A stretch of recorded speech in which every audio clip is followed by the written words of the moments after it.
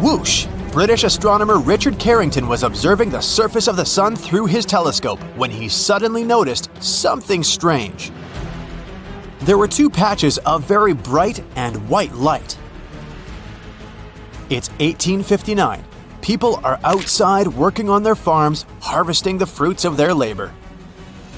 Life is different, more nature, less technology. Science is developing. Not even a light bulb is invented yet. It will be invented in 20 years, though. Back then, the astronomer didn't know he was looking at what would later be called the Carrington event, the largest solar storm ever recorded. In fact, this was the first solar flare we've ever seen and reported. And there was so much going on. Auroras, the southern and northern lights, were just amazing. They've been more intense in that year than in the last 160 years. Auroras mostly appear near the Earth's poles. But back then, you could see these perfectly illuminated lights in the sky close to both the equator and the poles. They spread across the sky from everywhere from Australia to Canada.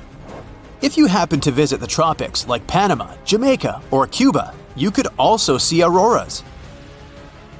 It was spectacular. Luminous waves were rolling up as far as the zenith, and some were even big enough to cast a shadow on the ground. And the colorful displays were really bright. If you were in Missouri at that time, you could normally read a book by the atmospheric light even after midnight. The light was so strong that the gold miners that were in the Rocky Mountains just woke up, prepared their bacon and eggs, and made coffee without further questions. They thought the sun had risen on a cloudy morning, even though it was 1 a.m. local time. But this extremely strong solar outburst resulted in electrical disruptions from Boston to Paris too, and the telegraph lines. There was so much electricity in the air, telegraph machines could send messages from Pittsburgh to New York without batteries. In Paris, even sparks flew from telegraph machines. And now, fears are mounting that there's another powerful solar storm coming in 2025. It could cause massive power cuts and blackouts, as well as cut off internet access in entire communities, maybe even for months or years. Today, we depend on electricity way more than we did back then, not only when it comes to gadgets in our homes, but hospitals and other places where technology is simply necessary. Electricity is essential even for food, as we need electricity to store it. We need it for our everyday things like work and communication. Another solar storm as strong as the Carrington event could cause trillions of dollars of damages here on Earth. It would knock out power for up to 40 million people only in the United States for a few years. What are solar flares anyway? They are the biggest explosive events that happen in our solar system. So, magnetic energy builds up in the sun. Bam! When there's an intense burst of that magnetic energy, that's when the solar outburst happens. This throws off whole waves of energy that move and travel outward. Of course, it impacts other bodies in our solar system, including the Earth. And when these electromagnetic waves interact with the magnetic field of our home planet, a few things happen. First, what we get is that electric currents flow in the upper layer of our atmosphere. They heat the air. It's like the Earth gets its own electric blanket. This is the stage where you can see stunning auroras over polar regions. But it's also when GPS and radio signals get disrupted. As our atmosphere heats, it puffs up, similar to a marshmallow. This adds more drag to satellites in low orbit. It means that as the atmosphere expands, it's pushing satellites back down to the surface of our planet. It also knocks small pieces of space junk off their course. As strong electric currents flow through the Earth's upper atmosphere, they affect strong currents that flow through our planet's crust too. This can mess with electrical conductors that sit on top of the crust, like power grids. They make the network that carries electricity from generating stations to buildings and homes. And this results in power outages in certain areas, and this can be hard to fix. For instance, this happened in Quebec in March 1989. A powerful solar flare burst off the sun. Shortly after that, another burst sent out 1 billion tons of gas directly to our planet. People there experienced a 12-hour blackout. Only a couple of months later, in August, another solar flare burst towards our planet. It was even bigger than the one that occurred in March. It caused damage to microchips across the world and left Quebec in darkness once again. Flares can be more dangerous for the technology we have than for ourselves. In winter 2022, a solar storm knocked a fleet of over 40 Starlink mini-satellites out of orbit. Solar storms often happen at the same time when the sun releases large bubbles of solar material we know as CMEs, or coronal mass ejections. These bubbles can have billions of tons of plasma, which can move at millions of miles per hour. That way, solar storms fire out radiation, whereas CMEs are plasma eruptions. CMEs and solar flares discharge particles and radiation. As they hit the upper part of Earth's atmosphere, they form radio waves. We call them geomagnetic storms. They form new currents and add energy into electrical grids that are usually passive. This way, they threaten to overload them. Take electricity that's coming out of your wall plug as an example. It changes back and forth by about 50 Hz, depending on the country you live in. Radio waves usually broadcast about 85 to 105 million Hz. Gamma rays and X-rays have frequencies of up to 50 quintillion Hz. Solar radiation is the same one your phone uses for power, only a couple billion times stronger and kinda out of control. Researchers believe a powerful solar storm might hit us in 2025. These storms get to their peak, which, by the way, can turn pretty violent, every 11 years. We mostly get lucky because they bypass us, but we can't expect our good fortune to last forever. Now, we have about a 2 to 3% chance for a Carrington-level event to happen in this decade. The shorted electrical grid wouldn't be only a one-time loss. It would take us up to 10 years to recover from something like that. That way, humankind might be set back by nearly 20 years if it happens.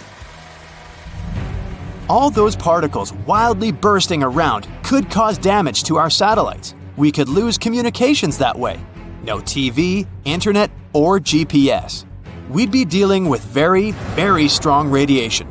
There's a possibility people would face some long-term issues because of that. What could such an amount of solar radiation do to our DNA? Especially those that are not protected by the magnetic field of our planet, like astronauts. Humankind can try to protect the internet against the next enormous solar storm. The first thing we can do is to shore up power grids, undersea cables, and satellites against being overloaded. And we can look for methods of predicting such storms in the long run. That's hard because these storms have been happening for millions of years and we've been able to record them for less than a century. Plus, the technology these storms affect is only 2 decades old. At the moment, we can observe the activity of sunspots, which are black patches on the solar surface that tell us it's the area with high plasma activity. And by checking them, we can predict solar storms up to 2 days before they strike our planet. But we can't track them the way we follow hurricanes. Hopefully, we'll be more ready by 2025 to avoid an internetless future. Although, it would be cool to take a break from social media, don't you think?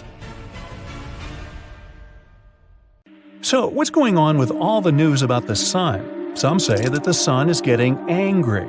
Well, what does that mean exactly, and should we be concerned? Frankly, yes, we should be concerned. It's generally not a good thing to get too much sunshine. The ultraviolet component of sunlight is harmful to the skin. That's why humans have adapted a spectrum of skin pigmentation. The more sunlight there is to protect ourselves against, the more pigmentation we need. Big floppy hats and, of course, bottles of high SPF oil-free sunscreen help too, especially for fair-skinned people. But what is planet Earth going to do? First, let's get a good estimate of just how angry the sun is likely to get.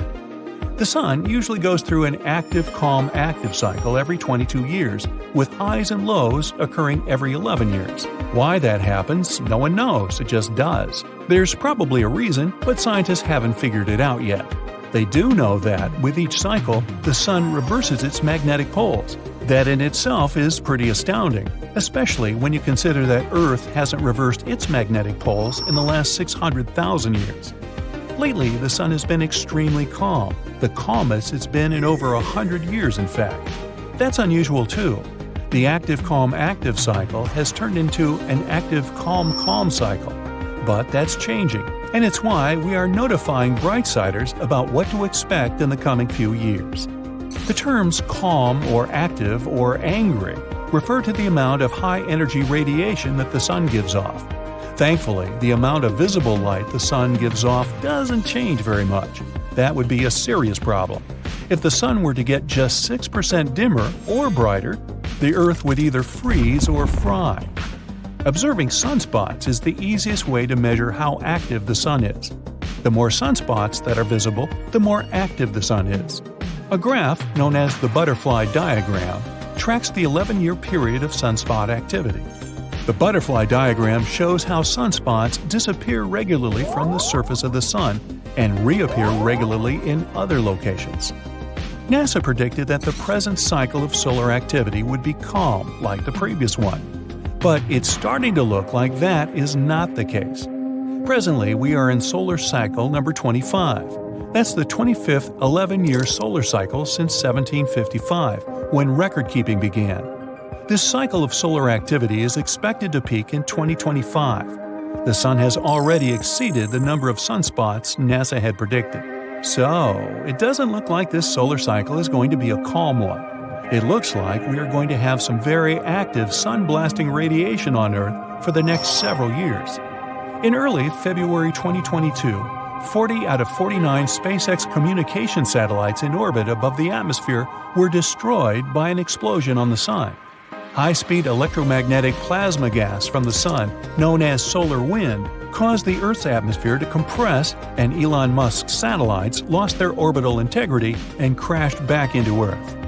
Sunspots look like dark spots on the sun, but they aren't dark. They're just not as bright as the surface of the sun. To get a better idea, take a lit 25-watt light bulb and hold it in front of a lit 100-watt light bulb. The 25-watt light bulb will appear dark. That's the same way it is with sunspots. Sunspots on the surface of the sun almost always come in pairs. This is because sunspots are magnetic storms in the plasma gas of the sun. One sunspot will be magnetic positive, and the other sunspot will be magnetic negative. Between the two sunspots, which can be many times bigger than the Earth itself, there flows an electric current that carries a fiery arc of ionized gas with it. Solar flares are something else we should be concerned about. They are powerful electromagnetic explosions on the sun associated with sunspots. As the superhot plasma gas on the sun churns and twists, it also twists the magnetic field lines in the sunspots. When these lines snap, a powerful explosion releases X-ray and gamma radiation at the speed of light. Visible gases are also released. Solar flares have a classification system according to how powerful they are. X-class solar flares are the most dangerous. This type of solar flare can cause radio blackouts across Earth and harm satellites, astronauts in orbit, and even passengers on high-altitude airplanes. M-class solar flares cause spectacular aurora at the North and South Pole areas on Earth, while C-class solar flares have almost no effect on Earth. But solar flares are not the biggest explosions on the sun. CME stands for coronal mass ejection, and these are much more massive than solar flares and more dangerous when they're headed our way. As the name indicates, coronal mass ejections are explosions that originate on the sun's corona. They hurl millions of tons of hot ionized gases outward from the corona. The word corona is derived from the Latin word for crown, and it's the layer of thin bright gas around the sun's surface. The corona of the sun is much hotter than the surface of the sun. The surface itself is about 10,000 degrees Fahrenheit, but the corona is somewhere between 1 to 2 million degrees. The why and how the corona is so much hotter than the surface of the sun is another major mystery that scientists have yet to completely work out. A recent theory claims the corona is heated by sound waves and the sun's nuclear reactions make a lot of noise. Project GONG, which stands for Global Oscillation Networking Group, was set up on Earth to monitor the sound waves on the Sun. Cool, huh? Turns out the Sun is ringing or oscillating like a bell. And we have 5 observation sites across the globe. One in India, Australia, one in the Canary Islands, one in Chile, and one in California that keep a constant watch over the 10 million sound waves moving on and around the Sun. Now that the Sun is entering an active phase, we can expect to see more powerful CMEs heading our way. The gases expelled by the Sun are ionized and stripped of electrons by the intense heat. This causes them to form a proton storm that can travel through space at speeds of around 500 miles per second. These positively charged atomic nuclei will mostly be blocked or deflected by the magnetic field that extends around Earth. Our atmosphere is no help against a proton storm, although the last mile of air above the surface of the Earth stops the harmful X-rays from solar flares. The particle wind from the Sun can only be stopped by Earth's magnetosphere. We can look forward to some spectacular aurora around Earth's magnetic poles, and it's very possible that these aurora will extend down to the mid-latitudes when the Earth is moving through a coronal mass ejection. Currently, the United States has a space probe headed for the solar corona. Because the corona of the Sun extends outward for many millions of miles, the Parker Solar Probe, as it's called, is cruising 3.8 million miles from the surface of our star, or about 1/10 the distance to Mercury. The probe is experiencing temperatures of 2,400 degrees Fahrenheit, but it is also kept at perfect room temperature. A 4.5-inch thick carbon composite heat shield protects the telescopes and magnetometers in the probe that measure the intensity of the solar wind. The 5 antennae that protrude into the coronal gases are made of a niobium alloy, which can withstand the extreme temperatures of the corona. The recent double calm cycle of the Sun is a bit concerning when trying to predict how active the Sun will get this cycle. The sunspots completely disappeared for a long time from the entire surface of the Sun. It is as if the magnetic distortions we usually see on the photosphere of the Sun had collapsed into its interior. Intense magnetism is coming to the surface now and breaking through into the corona. The National Center for Atmospheric Research in Boulder, Colorado, is predicting that this solar cycle, cycle number 25, will be one of the strongest ever. The last solar cycle was very calm, with a sunspot count of only 116. The average is 170. But the prediction for this cycle is between 210 and 260 sunspots, which would be one of the strongest cycles ever. We stand to lose more satellites to a stronger solar wind. We can also expect electric grid overloads as the proton storm peaks in 2025. That means we should expect an interruption to our internet services as positively charged protons get into the wires, run into the transformers, and overload them. On March 12, 1989, a powerful CME hit Earth and created absolute havoc with our power grids. Will we experience anything of this magnitude in the near future? Well, stay sharp, Brightsiders. Electronic satellites suddenly go out of control. There are voltage surges across the globe. In some places, there's a complete blackout. Scientists have little data on this incredible solar behavior, so we're still unable to accurately predict how or when exactly the next geomagnetic storm will happen. One such event took place back in July 2012. But thankfully it missed us. Not by far though, by a mere 9 days. Just to give you a glimpse of what nearly happened, I need to explain some astronomical basics. A solar storm is a series of effects we feel here on Earth after certain events occur on the Sun. Our star is nothing more than a huge ball of molten gases that are constantly moving around, so these events happen more often than you'd think. For a solar storm to begin, our Sun needs to emit bursts of energy. They're in the form of solar flares and coronal mass ejections. These two phenomena send electrical charges and waves of magnetic fields toward the Earth at an astonishing speed of about 3 million miles per hour. When these solar storms reach our planet, we can see northern lights display in locations close to the Arctic Circle. But they can also mess up satellites or other types of electronic communications. Some of these solar storms can be dangerous, and back in 2012, we came close to experiencing a very powerful one that could have had a serious outcome. The most powerful in as much as 150-plus years, based on research done by astronomers. But how did we manage to escape it? Did we have something to do with it, or was it just a pure coincidence?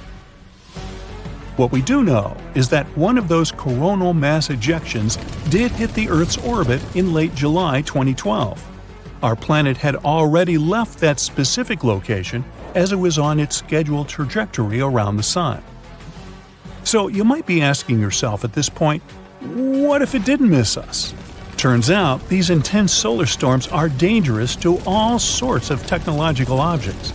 Given we are now literally surrounded by electric objects, from our phones to our cars, try to imagine what would happen if they all stopped working all of a sudden. And here's how they work. Solar storms start with an explosion, or a solar flare. Then X-rays and UV radiation travel to our Earth at the speed of light. Some of the side effects? Well, they can include radio blackouts and GPS navigation errors. The effects can continue as minutes, or at times hours later, energetic particles reach our atmosphere. They move only a bit slower than the speed of light, but they can electrically shock the Earth's satellites and damage their components. Lastly, about a day later, clouds of magnetized plasma reach us as well. They can cause huge power blackouts, more or less paralyzing everything with an electrical plug. We might not even be able to flush our toilets, since most water supplies in cities use electric pumps these days. The effects of these geomagnetic storms would be different around the world, though. Solar storms are curious by themselves, but why do they affect some locations on Earth more than others? Based on recent research, geology has a lot to do with it. But I need to take you back a bit to paint you the bigger picture. Buckle up, because we're taking a trip in the time machine to a time when the moon didn't even exist yet. 4.6 billion years ago, our solar system looked a lot different than it does now, and that's putting it lightly. Hundreds of new planets began to form around the new sun. Planets like our own Earth, Venus, or Mars were still hurtling around the cosmos.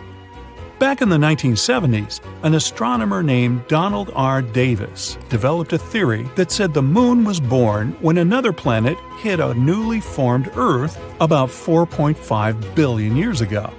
He also indicated that it might have been the size of Mars and later named this planet Theia. It's difficult to imagine what that impact might have looked like, even with the equipment we have these days. The astronomers suggested the giant impact hypothesis, trying to piece together this mystery. After running into our planet, the outer rocky layers of both Earth and Theia were projected into a circle of cosmic matter.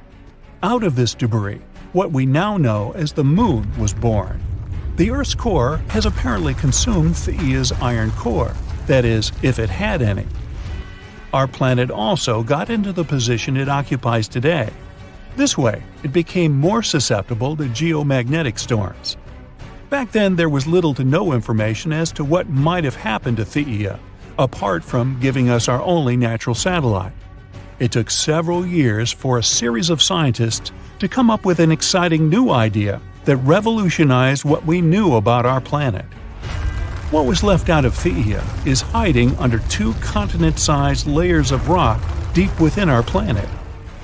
This theory is also one of the only explanations for why the moon is so dry and doesn't have much of an iron core. But why is geology so important when it comes to geomagnetic storms? Well, that's because recent data revealed that the type of rocks below your feet can affect how well your city adapts after powerful geomagnetic storms. Some types of rock, like sedimentary rocks for example, generally have more space filled with water, which makes them electrically conductive. Other types of rocks are denser and have more resistance when it comes to electricity. Whenever such a storm happens, people living in the New England highlands may have a higher risk of experiencing major disruptions. At the same time, those in the mid-Atlantic coastal plain have less to worry about, simply due to what's hidden beneath their cities. How did we know how scary these storms are? Well, this wasn't the first time it happened. Solar storms have dazzled the astronomer community for many years now. The most iconic event of this magnitude was the Carrington event, which happened way back in September 1859. It gave us a sneak peek of what the power of the sun is, to say the least. They named it after an English astronomer, Richard Carrington, who witnessed the solar flares himself. The power of that solar storm was something humans had never experienced before. The strong geomagnetic storm caused northern lights as far down south as the territory of Hawaii. On the morning of September 1, 1859, Richard Carrington made his way into his private observatory, located outside of London. He opened the observatory dome to have a complete view of the sky and directed his telescope to the location of the sun. He saw a bunch of huge dark spots that gleamed on the surface of our star. Shortly enough, Carrington noticed two enigmatic areas, intensely bright and full of white light bursting out from the sunspots. They disappeared 5 minutes later, but the effects carried on all across the Earth's surface. At first, later in the night, telegraph communications all around the world started to malfunction. Flashes of light started to burst from telegraph machines, disturbing the operators and even setting papers on fire. Brightly colored auroras started to appear in the nighttime skies all over the world, making confused birds chirp at night. Some people even began their daily activities, since they mistakenly thought the day had already begun. These days, our planet is laced with a mega information web, so the impact of such a solar storm would be even messier. Back in the 1800s, the telegraph system was just starting out, but this Victorian internet was an important way of sending news and private messages. Even in the United States, telegraph operators had noticed local interruptions because of thunderstorms and northern lights before. But the Carrington event and its effects were something they had never seen before. A lot of telegraph lines in North America became useless. One telegraph manager based in Pittsburgh even recalled that the currents flowing through the wires were so strong their platinum contacts were in danger of melting.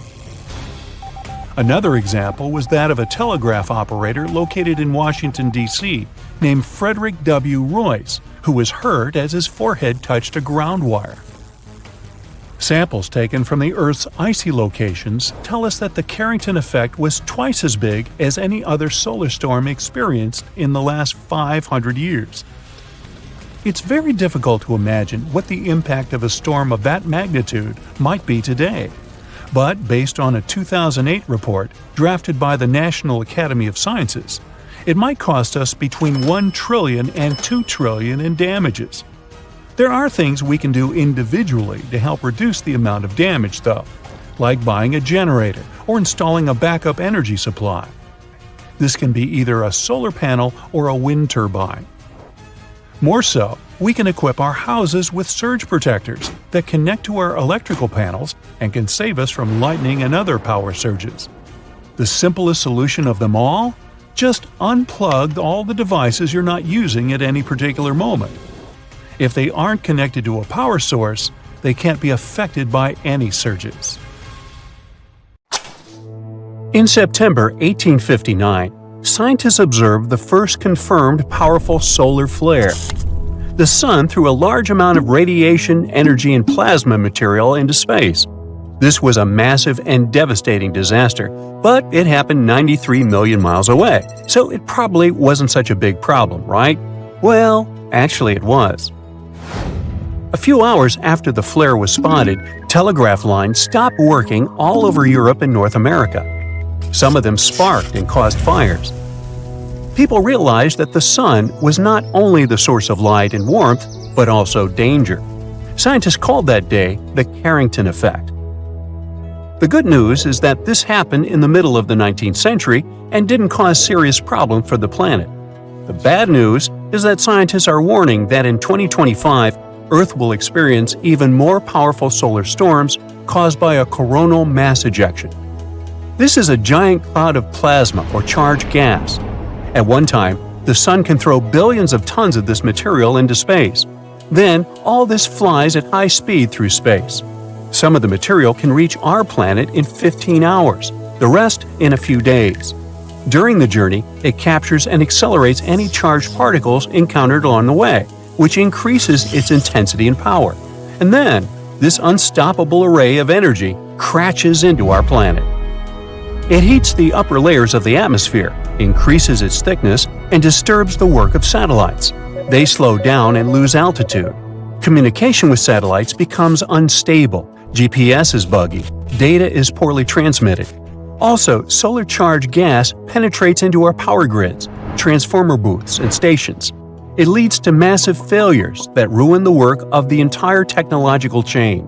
A powerful solar attack on several power plants can trigger a power outage in a large city. The internet, phones, social services, networks, nothing will work. We may lose connection with each other. Many large companies would go bankrupt, and the planet may face economic crises. These are big problems, but not the most serious ones. Electric plants serve boiler houses and water pumping stations. Solar storms could stop water from getting to our homes. You wouldn't be able to buy groceries in stores without cash. Of course, we can restore all this, but we'll have to live in the Iron Age for a while. But the worst thing is that a prolonged solar storm can suspend food production. For example, this year, a geomagnetic storm caused by solar storms shut down GPS satellites that are connected with modern tractors, so farmers couldn't work. What would happen if such storms happened every day for a year? We would probably start missing many items in supermarkets. Besides, maritime navigation also depends on satellites. Thanks to them, ships calculate the latitude and longitude of their location. If the satellites are damaged, ships may get lost in the ocean. Even whales get lost in the ocean during magnetic storms. Many birds navigate with the help of magnetic field during long flights to the south. So, not only people, but also animals may experience serious problems. Solar storms heat the upper layers of the Earth's atmosphere and thus make the air thicker. The movement of satellites slows down because of this air resistance. They lose altitude, and one of these satellites is Hubble. Yes, the very telescope that provides us with incredible pictures of space. Scientists say that it will fail much earlier because of solar attacks. You've probably heard on the news that solar activity has recently caused electromagnetic storms on Earth. But fortunately, it hasn't affected our lives in any way. The only problem was headaches, high pressure, and mood swings during those storms. It seems like an ordinary thing, but scientists don't have a consensus on this topic. No one has proven exactly how and why magnetic storms affect our condition.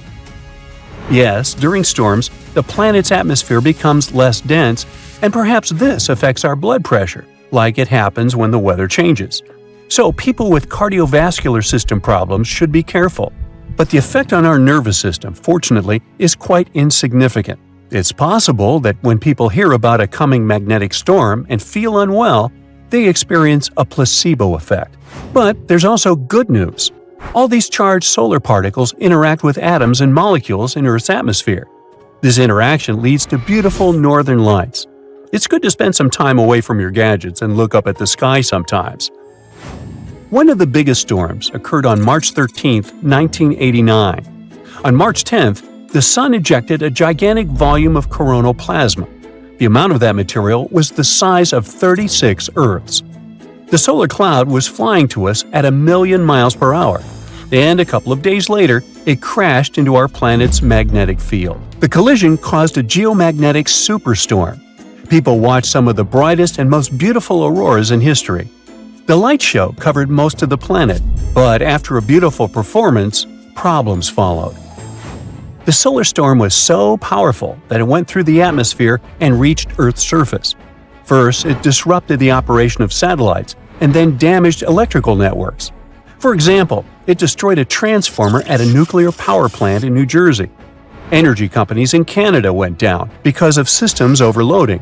As a result, about 6 million people in northeastern Canada lost electricity for 9 hours. This was the largest power outage caused by a geomagnetic storm. Yeah, there were more powerful storms in the mid-19th and early 20th centuries, but the planet wasn't covered by so many power grids at that time. More powerful storms may occur in 2025. The question is, will we be ready for them? Careful study of solar activity can help us prepare. If we know in advance about an upcoming storm, then scientists can switch off some systems and turn them on afterward, theoretically. If the activity of the sun increases every year, then we'll have to come up with new innovative ways to protect ourselves. Who knows? Maybe scientists will cover all our electrical appliances and stations with a layer of special protective material. Anyway, we must do everything possible not to harm Earth's magnetic field, because if this shield disappears, the surface of our planet will resemble that of Mars. But what causes these solar storms, and why do they affect us so much? Okay, imagine a guy with a nice hairstyle who goes to bed. In the morning, his head is a complete mess. The magnetic fields of the sun are similar to this tousled hair. When the sun rotates, these fields burst, get tangled, stretch, and tear. At those moments, they release huge amounts of energy into space. This is not a problem for the sun, as the fields are restored during the process called magnetic reconnection. Such emissions can cause trouble for the planets in our system. When magnetic reconnection happens, several phenomena can follow. One of them you've already heard about. It's a coronal mass ejection.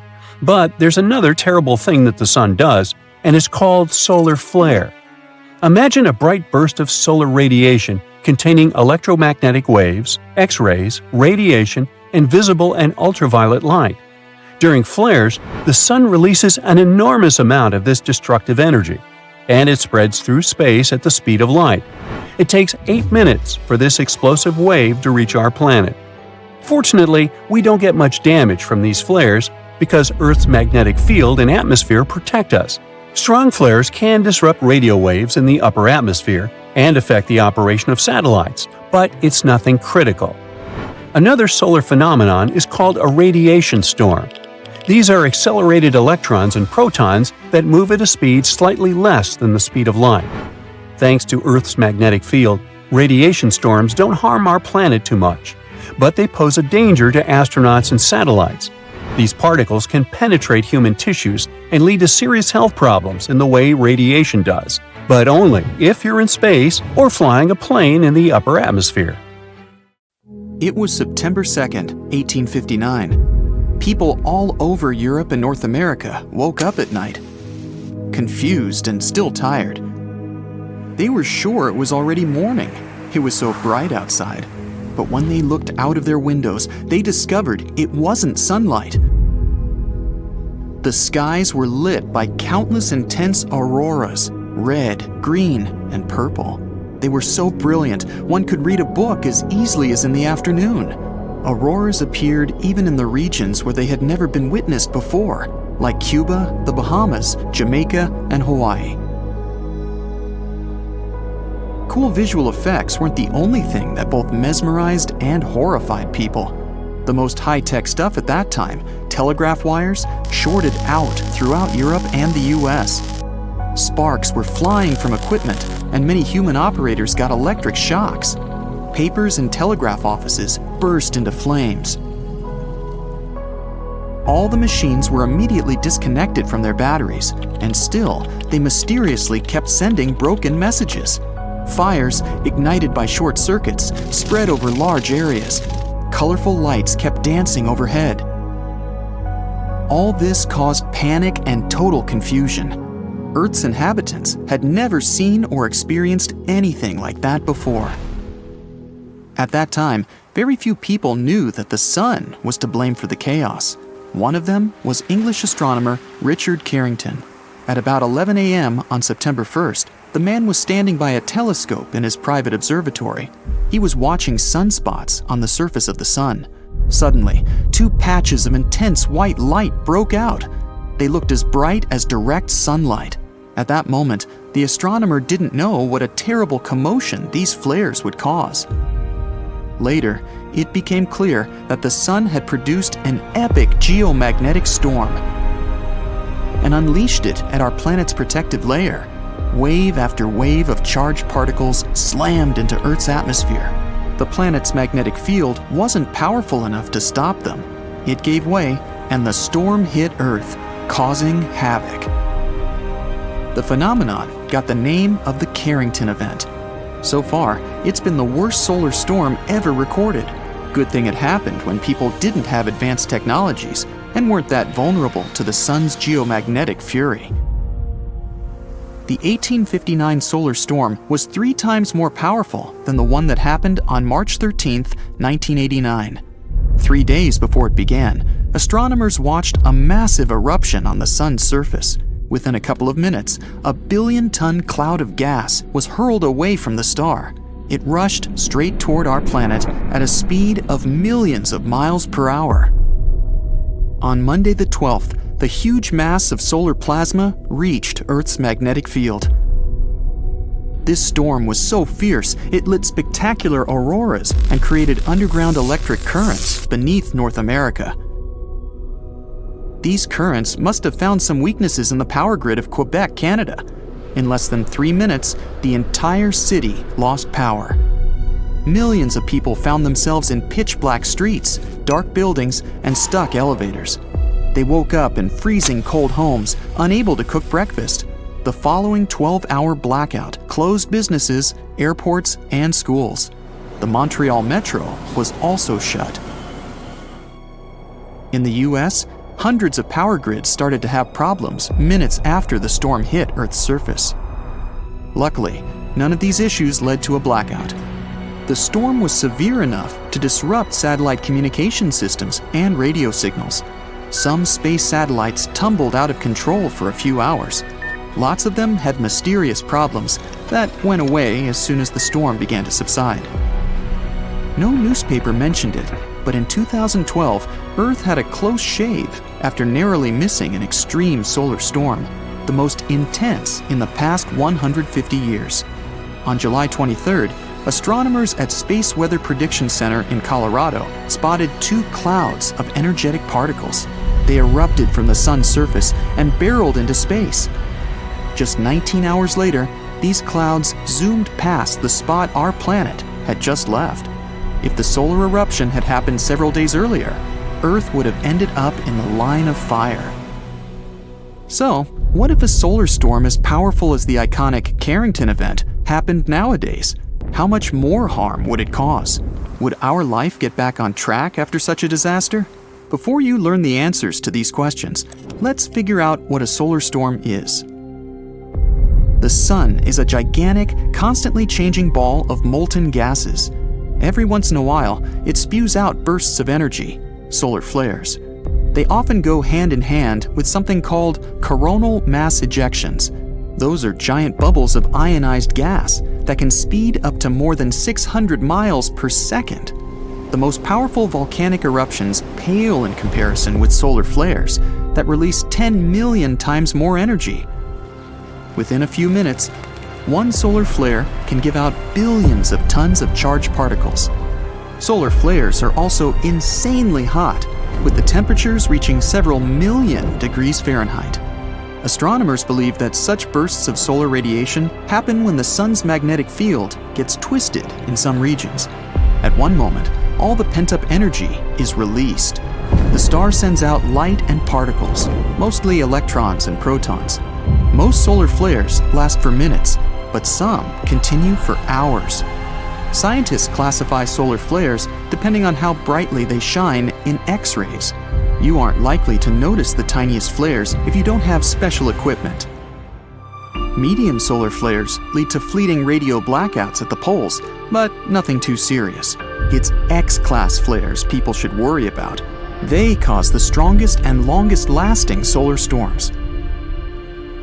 When people think about danger coming from space, most of them imagine an approaching asteroid, like the one that wiped out the dinosaurs.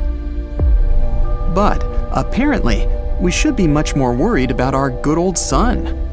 A super strong solar storm heading toward Earth won't happen at once. First, there will be high-energy sunlight, mostly ultraviolet rays and X-rays.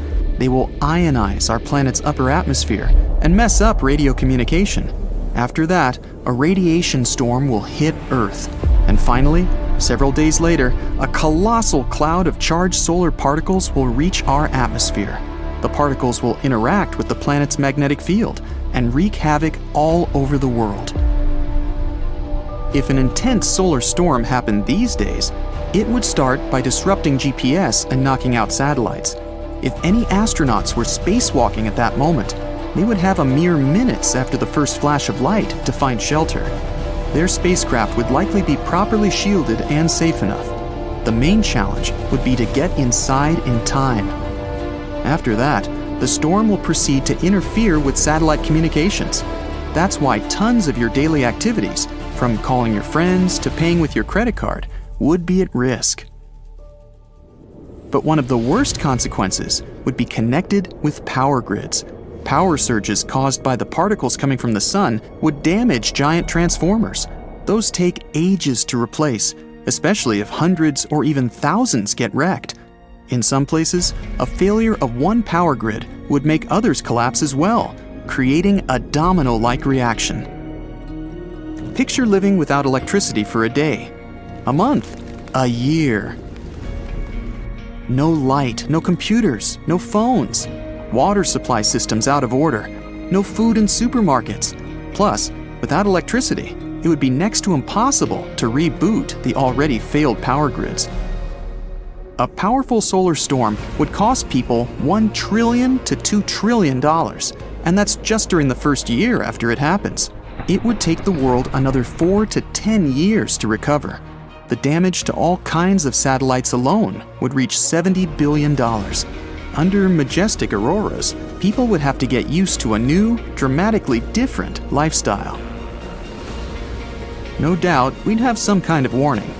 Modern equipment all over the world and in space doesn't stop watching the sun even for a second. Once a bad solar storm happens, people would have some time to prepare, between several hours and a couple of days. And if transformers are taken offline in time, the consequences won't be so dramatic. Now, the following news might sound scary. There are also super flares. In comparison to them, our sun's bursts of radiation are small potatoes. Super flares mostly occur in young and active stars. In 2016, astronomers saw such a phenomenon. A star 1,500 light-years away from Earth produced a flare that was 10 billion times more powerful than any of those that burst from our sun. It doesn't mean we're safe here on Earth. Even our middle-aged sun knows how to produce super flares, but while young stars can have them once a week or even more often, for the sun, it's once in a few thousand years. And still, if people don't figure out how to protect the planet, just one super flare can shred our ozone layer and wipe out life on Earth. Hurricanes can be a lot scarier than we often realize, especially since they can actually trigger earthquakes. This surprising and frightening phenomenon, known as stormquakes, was discovered completely by accident not too long ago. It started with scientists trying to find out more about low-frequency earthquakes. We're talking about those earthquakes that are so weak that we can't actually feel the tremor. See, beneath our feet, the Earth is constantly vibrating in subtle, unceasing ways that we can't hear or see without the right equipment. This geologic hum, so to speak, is driven by the movement of oceans, which covers about 70% of our planet's surface. Scientists have found that this hum may actually provide useful records of environmental happenings. To figure out where it's coming from, experts used equipment known as seismometers.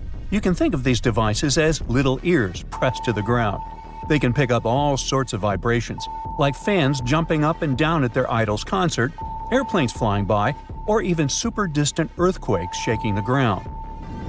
Very low-frequency earthquakes are hard to track over long distances because the signals they produce can look different on different measuring devices. To solve this problem, experts came up with a way to track these signals by combining readings from smaller areas, kind of like putting together a puzzle. But while doing this, they stumbled upon a strange set of events that looked a bit like the earthquakes they were studying, but were not exactly the same. The first weird thing they noticed was that this specific phenomenon was seasonal. It never happened between May and August, for example. That is completely different from earthquakes, which can pretty much happen any time of the year.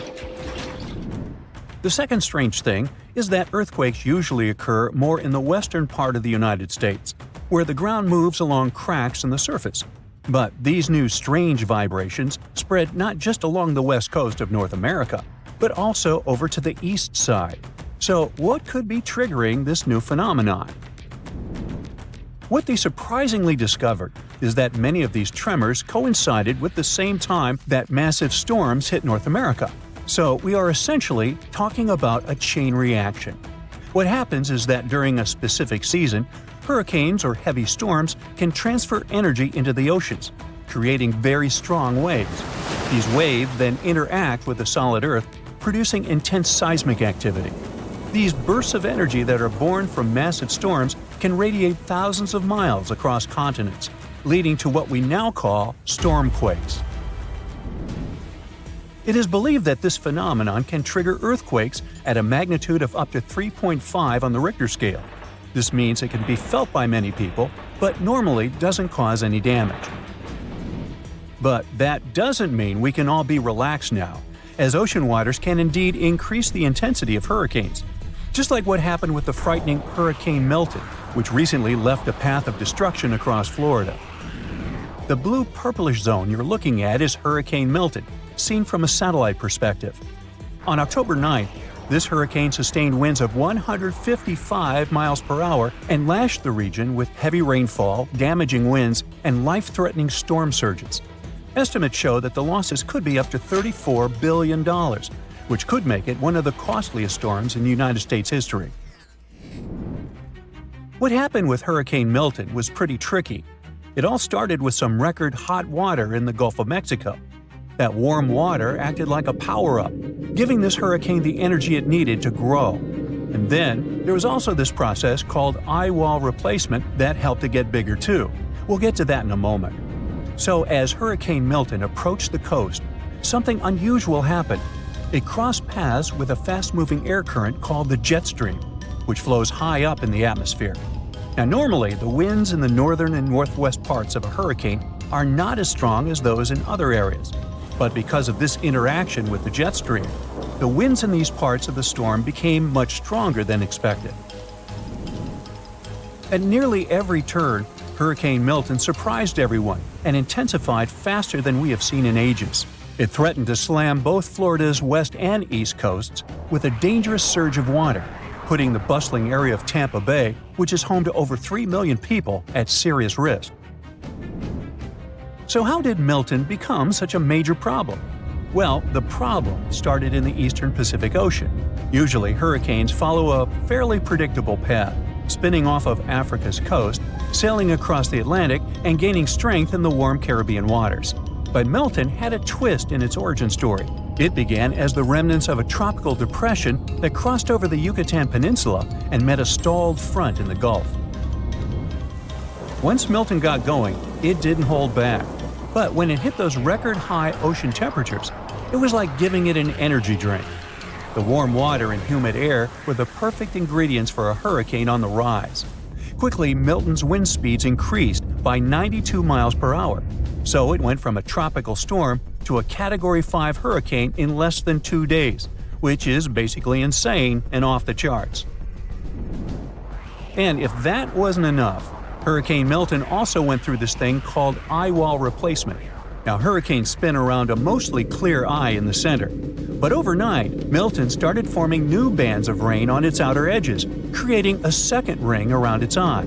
This process helped Milton grow even bigger, spreading out the wind speeds and giving it a larger footprint. It's kind of like shedding its skin and getting ready to become even more powerful. Hurricane Milton also had this little wobble in its path, which changed where it was heading. You can think of it like a spinning top that gets nudged and wobbles a bit before finding its balance again. That wobble meant some areas could get either hit hard or be spared from the worst of the storm. Thankfully, Hurricane Milton weakened a bit because of some tricky wind changes up in the atmosphere until it finally made landfall. After that, it moved across the peninsula and headed out to sea, quickly losing strength as it pulled away from the warmer waters. Now, even though the damage was significant, the good news, if you can call it that, is that experts were honestly expecting things to be way worse. Still, it raises a question. How close was Milton's wind speed to the maximum? Or, in other words, is there a limit to how strong a hurricane can get? Well, the answer is yes, there is a speed limit for hurricane winds, but it's not a set number. Right now, the strongest the storm can get is around 200 miles per hour. But that maximum speed can change depending on many factors, like the heat in the ocean. Think of the ocean as the fuel for hurricanes. The warmer the water, the more fuel these storms have to work with. Experts believe that as the oceans continue to warm, they can ramp up the wind speeds and the impacts of hurricanes, making them a lot stronger. But other things can also help figure out how intense a hurricane can get. For example, the heat in the air and the temperature at the top of the clouds matter, as they also affect how fast heat moves from the ocean surface to the top of the storm. Some estimates suggest that maximum wind speeds could reach closer to 220 miles per hour until the end of the century. So it's definitely something that experts need to keep an eye on to help prevent future disasters. As we move forward, it's essential to keep researching and studying these storms. The more we understand them, the better we can protect ourselves and our communities. We are up for a crazy Atlantic hurricane season. It may be even worse than that of 2005, the year that brought us Hurricane Katrina. That one took 1,392 lives and cost the country over $100 billion. Experts predict there will be between 17 to 25 total named storms. Some of these storms are about to become hurricanes, with winds reaching over 100 miles per hour or higher. We're already seeing storms sweep across the country, bringing dangers like tornadoes, flooding, and hail. You gotta thank the El Niño Southern Oscillation, or ENSO, for this. This complicated term has to do with El Niño and La Niña, the two giant forces that basically shape our world. Normally, winds in the Pacific Ocean blow west along the equator, moving warm water from South America towards Asia. This warm water is replaced by cold water rising from the depths of the Pacific. But during El Niño and La Niña, this usual pattern is messed up. El Niño is the warm phase of the ENSO cycle. During El Niño, the equatorial winds weaken, causing warm water to shift back towards the west coast of the Americas. This means less cold water rises to the surface. The weather in northern parts of the US and Canada become drier and warmer because of it. But there are wetter conditions in southern states. In the Atlantic, El Niño weakens hurricane seasons, and it ramps up hurricane activity in the central and eastern Pacific. In Africa, it brings more rain to East Africa but less to Southern Africa, West Africa, and parts of the Sahara. La Niña is the cold phase of the ENSO cycle. During this phase, the westward winds along the equator in the Pacific are stronger than usual, and they push more warm water towards Asia. And because of it, colder, nutrient-rich water rises to the surface along the Americas' west coast. These colder Pacific waters push the jet stream northward, giving us drier weather in the southern US, but wetter and colder conditions in the Pacific Northwest and Canada. La Niña also brings warmer winters to the southern US and cooler than normal temperatures to the north. La Niña usually calms hurricane activity in the Pacific, but intensifies it in the Atlantic. In 2023, El Niño was in charge, and it took most storms up before they got to the US. But this year, we've switched to La Niña, and this lady brings us colder water in the Pacific and a pattern that lets storms move a little farther west and reach the Caribbean. And when they get there, they can easily move into the Gulf and affect Florida and other states. The upcoming intense Atlantic hurricane season also has to do with a strong monsoon season in West Africa. It creates moisture and waves off Africa's coast and can travel along the Atlantic and spur hurricanes. The Atlantic hurricane season runs from the 1st of June to the 30th of November, and most activity happens between mid-August and mid-October. Since the 1950s, tropical cyclones have been given names to make it easier for meteorologists to inform the public about them. You're more likely to remember that Leslie is coming than Hurricane X34D is on the way, right? So there are 20 names on the alphabetical list this year, from Alberto to Beryl to Valerie and William. Let's hope it won't get as terrible as the Galveston hurricane. The most fatal natural disaster in U.S. history hit Texas in the year 1900. A Category 4 hurricane smashed into Galveston, demolishing over 3,600 buildings with winds over 135 miles per hour. It took the lives of between 6,000 and 12,000 people. One of the reasons it became so fatal was poor communication policy. Days before the disaster, it was clear to a professional weather forecaster that the storm was moving west. But the Weather Bureau in Washington predicted it would go over Florida and up to New England, which was way off. The Bureau was just 10 years old then, so hurricane science in the US wasn't very advanced. Cuban scientists were excellent at tracking storms because their region is so prone to them. So they knew it was heading towards the Gulf of Mexico. Unfortunately, the director of the Weather Bureau was so jealous that the Cuban forecasters were better than the American ones that he cut off the flow of information from Cuba and made it difficult for local forecasters to issue warnings without going through Washington.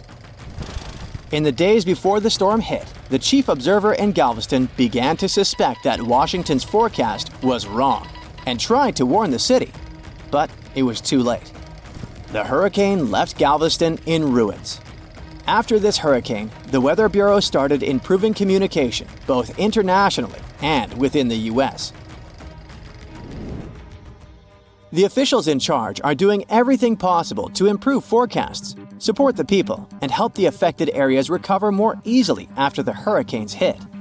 They're going to try new forecast models to predict tropical cyclones getting stronger, help emergency and water managers prepare for potential flooding, and protect people and infrastructure. Coastal weather buoys in the tropical western Atlantic and Caribbean have been upgraded, and new drifters and sail drones, underwater gliders, and a lightweight drop sonde will provide real-time data. There are also some things you can do to ensure your safety before, during, and after a hurricane. If you live in a hurricane-prone area, Florida, Georgia, and the Carolinas, you must always be prepared before the high storm season. Make up a family disaster plan that will outline your actions during an emergency. Map out several evacuation routes in case your primary one is blocked, and decide on a meeting place if you get separated. You can arrange drills to teach family members how to shut off water, gas, and electricity, and even make sure the youngest knows how to call emergency services. Pack a disaster kit that will be ready to go at a moment's notice. It should include essentials like food, water, a first aid kit, and flashlights to last at least 72 hours on your own. You can buy a generator to make sure you have electricity in case of a power outage until the power returns. Keep it in a secure place, away from rain and rising water, with proper ventilation. You're also going to need self-powered radios and flashlights. If you can, add a safe room to your house that's strengthened to withstand high winds with reinforced concrete ceiling, floor, and walls. Make sure you have enough canned and non-perishable food and bottled water for at least 3 days. When the storm is about to hit, head north to get away from it, where it will be much weaker by the time it gets there. It's much safer to keep your family and pets together away from the storm than trying to ride it out at home. Try to go in one car if possible. Always follow local evacuation orders, especially if you're in a mobile home. Fill up your gas tank and give yourself plenty of time to get out. Never leave your pets behind. Debris, floodwaters, or flying objects can be dangerous for them. If you're staying put during a storm, you need a safe spot for you, your family, and your pets. This place shouldn't have any windows or skylights. If you're hiding at home, close all interior doors and secure the exterior ones. Quickly find an interior room with strong walls and no windows, like a bathroom or closet. If your home isn't safe, look for a community shelter. Get to your shelter at least 2 hours before the storm hits so it doesn't catch you outside. Bring a battery-powered radio with extra batteries for updates every 15 to 30 minutes. Never leave your shelter even if it seems calm, as conditions can get worse quickly, especially if you're in the eye of the storm. For extra protection, lie on the floor under something sturdy like a table. Don't use electric appliances, phones, or showers during the storm. Don't leave your shelter until you get the official all clear from the authorities. Be careful. There will be many hazards outside. It's the 15th of January, 2022, 4:47 p.m. local time. It will start any moment. Here, do you feel these jolts? The South Pacific is about to experience one of the most powerful volcanic eruptions ever recorded by modern instruments. The eruption begins at Hunga Tonga Hunga Ha'api, an underwater volcano in the Tongan archipelago. The eruption itself is enormous. Its volcanic explosivity index is at least VEI 5, with the maximum being 8. It's as powerful as such historic catastrophes as Mount St. Helens in 1980 and Mount Vesuvius in 79 CE. The eruption releases a staggering 2.4 cubic miles of volcanic material and sends over 150 million tons of water vapor into the stratosphere. This amount of water vapor would have been enough to fill 58,000 Olympic swimming pools. Additionally, the eruption generates the fastest underwater currents ever recorded and triggers large tsunamis that struck areas as far as Peru, more than 6,200 miles away from the volcano. And it takes at least 4 lives, with even more missing. But the craziest thing is that just before the eruption, 15 minutes ahead of time, there was a kind of warning. But as it often happens, people simply missed them. 2 seismic stations, about 466 miles away from the volcano, which is pretty far for this kind of thing, picked it up. They figured out it was a Rayleigh wave, which is a type of seismic wave that moves along Earth's surface. This wave was caused by a fracture in the ocean floor, where magma and seawater started to interact under a lot of pressure. That's likely what triggered the eruption. The crazy thing is that normally, volcanic seismic signals are pretty small and can only be detected close to the volcano.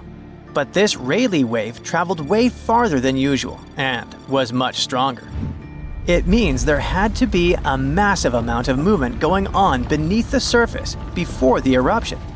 While people on the ground didn't feel it, those distant sensors picked it up. And this discovery is great for identifying volcanic threats earlier in the future and for improving early warning systems. If scientists can detect these seismic precursors, they could give a heads up before an eruption happens. That would give people time to evacuate and reduce the chances of injuries or property damage, especially for underwater volcanoes like this one, which can also trigger fatal tsunamis. Now, the eruption was big, but its impact was mostly contained. However, this discovery underlines how important seismic data is for predicting and preparing for these disasters. Even though this precursor wasn't used to issue a warning during this eruption, the idea that we could use this kind of information in real time during future eruptions is really promising, especially for underwater eruptions, which apparently might give us more warning time than we thought. Even though we wouldn't have been able to hear that precursor warning signal, there is a sound so loud it could actually finish you. And while such sounds are incredibly rare, the loudest noise ever recorded was indeed fatal to those who were close enough.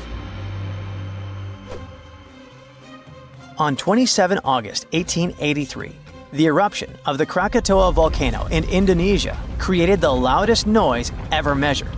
It's thought to have been an astonishing 310 decibels at the source. To put this in perspective, a hand drill produces the sound of 98 decibels. The noise produced by a jet engine measures 140 decibels. And the sound of 180 decibels is capable of destroying your hearing tissue. So, the sound Krakatoa produced reached more than 170 decibels at a distance of 100 miles. And sailors aboard a ship just 40 miles from the eruption had their eardrums burst from the sound. The explosion's reverberation was so powerful that it was heard 3,000 miles away, In fact, at a farm in Alice Springs, Australia, over 2,200 miles away, sheep farmers reported hearing what they thought were gunshots. The sound from Krakatoa traveled around the world multiple times. Although no one heard the explosion beyond 3,000 miles, spikes of atmospheric pressure were recorded in places as far away as Canada and England. Those must have been the sound waves produced by the eruption traveling around the globe. Sound above 150 decibels can potentially cause life-threatening harm. In particular, sounds between 170 and 200 decibels can result in lethal conditions, including burst lungs. Anything over 240 decibels could cause fatal injuries, and you don't even want to know what those are. I'll just say that those sometimes happen to cartoon characters, but rarely to people. The scientific explanation behind this is that sound is essentially a wave of pressure, which can travel through both solids and liquids. And, in the case of an incredibly loud sound, pass right through the human body. If the pressure from such a sound is high enough, it can rupture eardrums and internal organs, causing significant and often fatal damage. Now, you probably know how volcanoes sometimes have small earthquakes before they erupt. Well, they often produce this weird sound called a harmonic tremor. The sound kind of hums, and the frequency of the hum gets higher and higher until it suddenly stops just before the volcano erupts. The sound has been recorded at a bunch of volcanoes around the world. But the thing about Redoubt Volcano in Alaska is that its tremor is so intense, people can actually hear it. It's like the volcano is letting out this crazy scream right before the eruption. According to a geophysicist at the University of Washington, the frequency of Redoubt's harmonic tremor is so high that it is barely perceptible as a low bass hum, and that's at its highest pitch. All because the pitch of Redoubt's tremor exceeds that of any other recorded volcano. It questions the limits of the existing models used to explain these phenomena. That's why researchers had to propose a new model to account for these unusually high-pitched tremors. Most volcanoes produce sound when magma bubbles vibrate as they rise through cracks in Earth's crust. But in the case of Redoubt, scientists believe that the harmonic tremor and associated earthquakes occur when magma is forced through a narrow opening under immense pressure. The thick magma sticks to the rock surface inside the conduit, a channel or a pipe that carries magma from a reservoir or chamber to the vent. As the pressure builds, the magma moves upward. This makes it stick again until the pressure forces it to move once more. These sudden movements cause small earthquakes, which, as the pressure increases, occur more rapidly and blend into a continuous rising noise. So it's actually the rocks making the sounds. This new model is important because it could help scientists better understand the eruptive cycles of volcanoes like Redoubt. It could also serve as a limited early warning system. By the time Redoubt began to scream like this, the volcano had already been erupting for a few days. So the tremor might only provide a few minutes or hours of warning before the next explosion. The harmonic tremor at Redoubt reaches an extremely high frequency, then falls eerily silent before the volcano erupts again.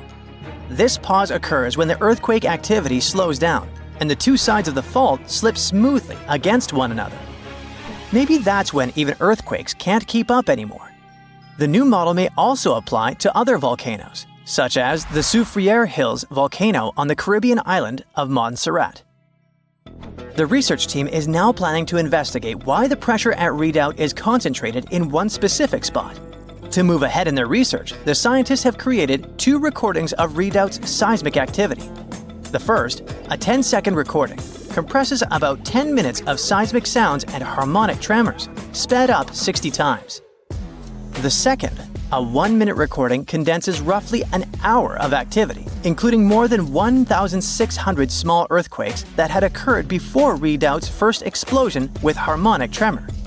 These recordings could provide crucial insight into the dynamics of volcanic eruptions and the signals that precede them.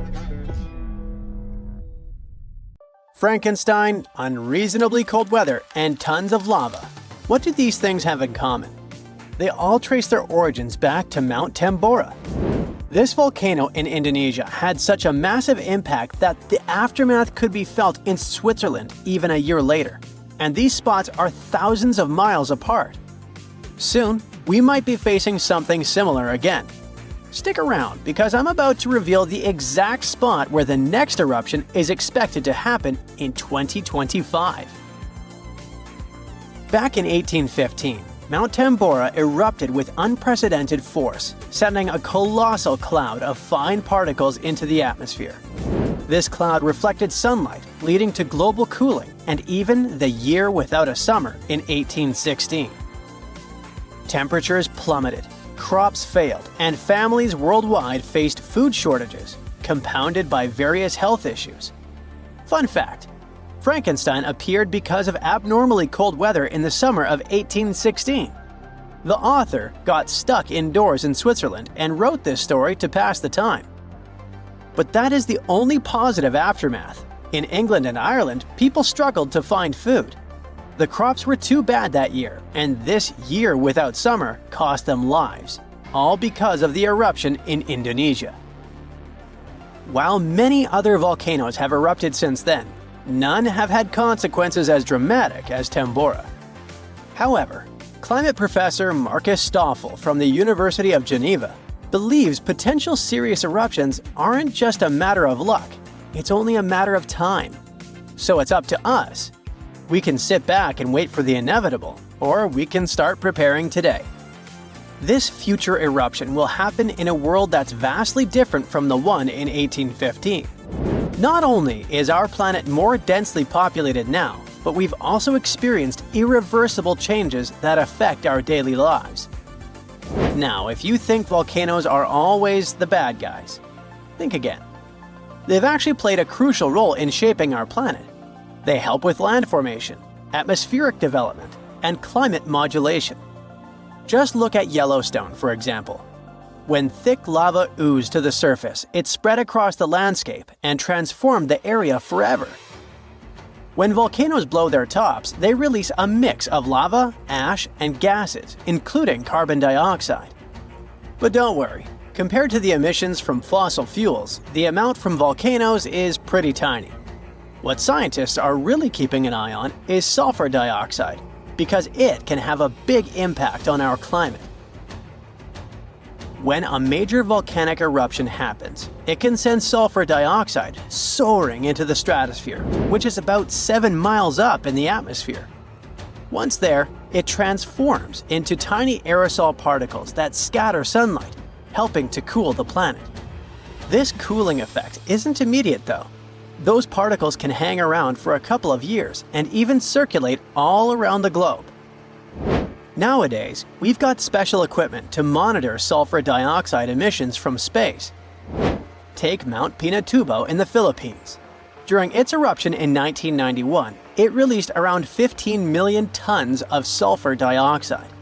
Now, while that's a lot, it wasn't quite as massive as the eruption of Tambora. Still, Pinatubo managed to lower global temperatures by about 0.5 degrees Celsius for several years. Tambora, on the other hand, dropped average global temperatures by about 1 degree Fahrenheit. I know what you might be thinking. That's not much, but trust me, it makes a difference.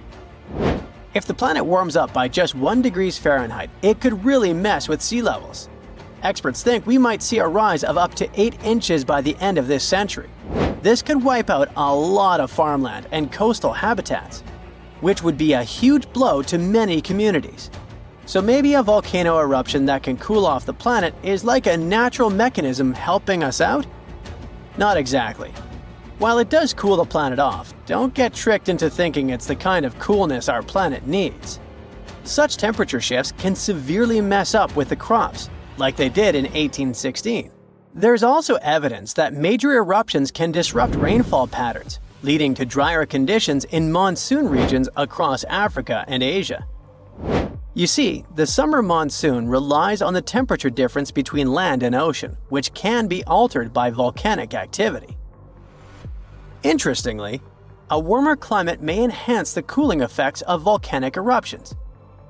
Experts explain that the formation and movement of aerosol particles depend on climate conditions.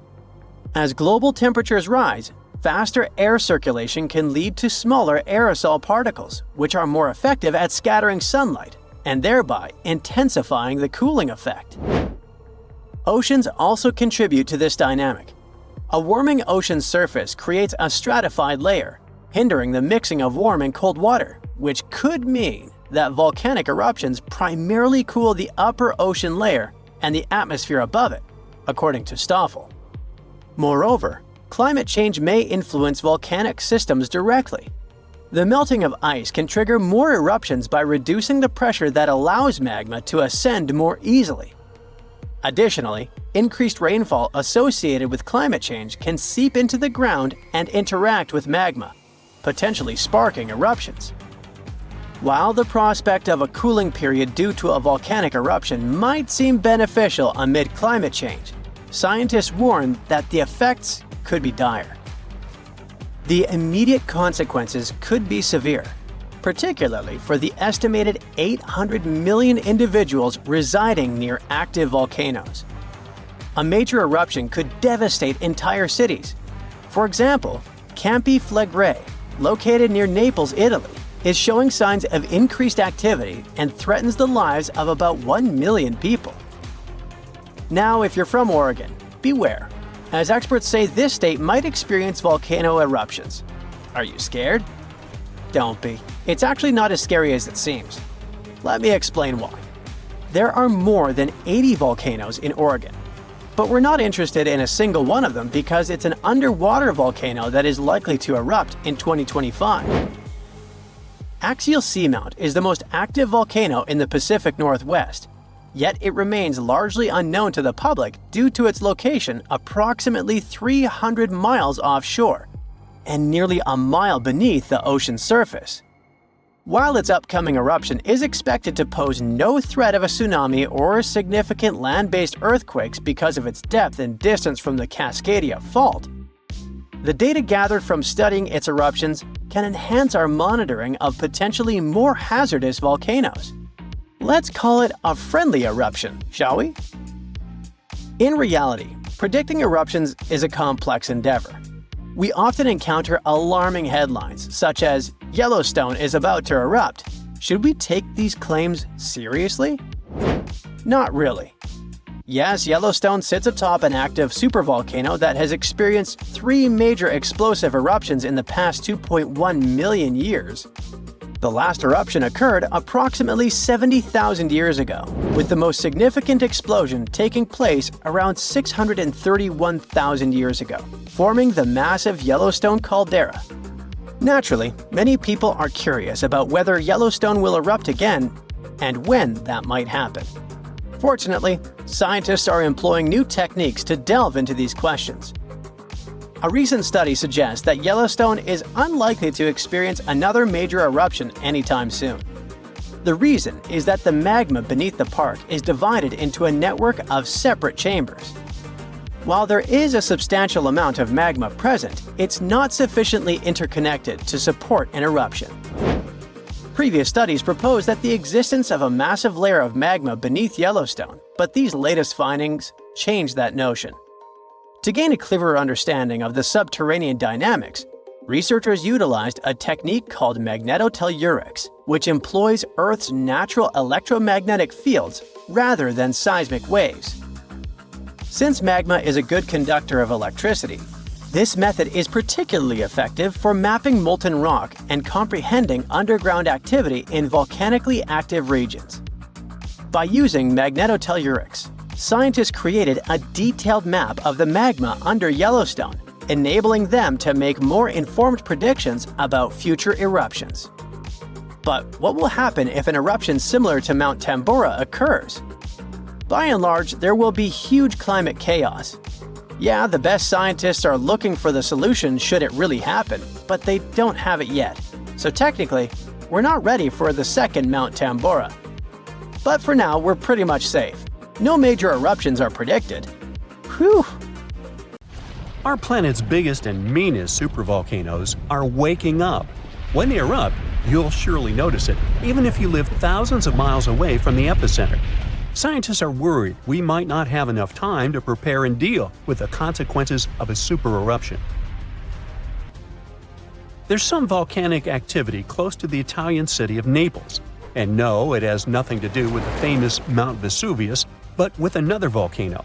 This one is harder to see as it doesn't have a tall peak like Vesuvius. But don't let this bad guy trick you. It could be way more dangerous than its giant neighbor. It does have a huge crater that's about 8 miles wide. This volcano is called Campiflagre, and it's actually one of the largest volcanoes in Europe, sitting under the town of Pasquale. So, Campiflagre erupted 39,000 years ago with a bang so massive it spread ash across the whole Mediterranean region. It also caused the temperature to drop by over 16 degrees Fahrenheit across Eastern Europe. It was the biggest volcanic eruption in Europe in 200,000 years. Since then, Campiflagre has had smaller eruptions, and the last one happened in 1538. Now the area is full of small craters, hot springs, and bubbling pools, and they're all proof that this volcano is still very much alive and brewing something. Since the early 2000s, the ground in the giant crater and the town nearby have been slowly rising by about 1 to 1.5 inches every year. There were at least 150 earthquakes that shook this supervolcano lately. In May 2024, there was a 4.4 magnitude in the area, the biggest in the last 40 years. Residents had to leave their homes and camp outside, fearing there would be more earthquakes. No one knows how Campiflagre is going to behave in the following months or years, but the authorities are organizing evacuation exercises to prepare the population just in case. The Italian volcano looks like an innocent kitten compared to the real giants like Yellowstone. For a volcano to deserve the title of a super one, it must be able to produce catastrophic scale eruptions and eject huge amounts of magma, ash, and volcanic gases. The Yellowstone giant meets these criteria. Even though it moves from time to time, the Yellowstone supervolcano hasn't erupted for 640,000 years. But when it does wake up, it might erupt with incredible power, about the same amount as 10 huge nuclear power stations can produce.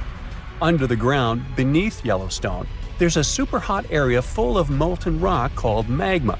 As more magma moves into a big space called a magma chamber, the ground above starts to swell or rise. When the magma cools down, the ground falls. Between 2004 and 2009, the ground at Yellowstone rose by almost 10 inches, but then it started to slowly go back down in 2010. Scientists aren't sure if it's going to erupt anytime soon. There's also another big volcano called Long Valley in California that has been active since 1980, and it can be a really big threat. Scientists studying this supervolcano found out that before its biggest eruption, 760,000 years ago, the buildup may have taken less than a year. Now, that's bad news, because a supervolcano eruption can have a huge effect on the world, like the eruption of the Toba volcano in Sumatra around 74,000 years ago. It became the biggest volcanic eruption the Earth had seen in 28 million years. It covered parts of Indonesia, India, and the Indian Ocean with a thick layer of volcanic debris, almost like a 6-inch blanket. The amount of rock it spewed out was like stacking nearly 3 million Empire State Buildings. The giant crater it left behind can still be seen from space. All the ash and gases shot up into the air and blocked some of the sunlight. It caused a volcanic winter that lasted about 6 to 10 years. Some scientists think this eruption might have even affected early humans.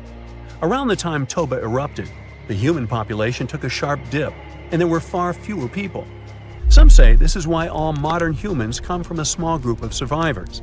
According to the Toba catastrophe theory, most early humans in Europe and Asia didn't survive the cold and harsh climate after the eruption, but a lucky group lived through all that in Africa. Not all scientists agree with this idea, and some archaeological and climate records show a different story. Another volcano that changed the world in a big way was Mount Tambora in 1815. The next year went down in history as the year without a summer. It was cold and rainy, and there was snow and frost even in the middle of summer, especially in Europe and North America.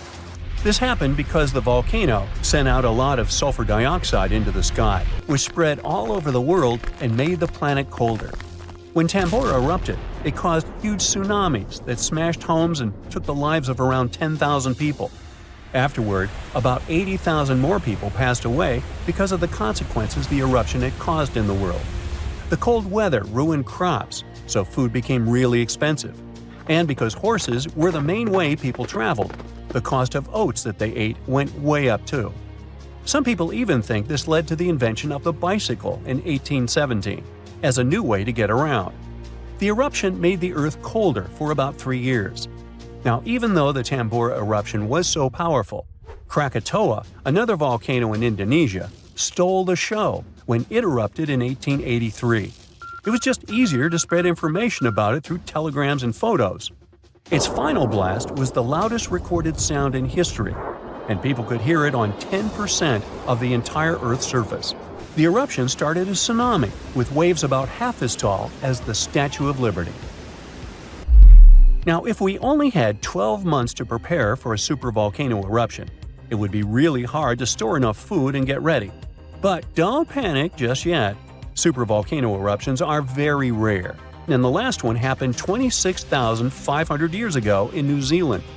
Scientists think that a super eruption happens once every 100,000 years on average. But the sad part here is that the Earth doesn't follow a perfect timeline.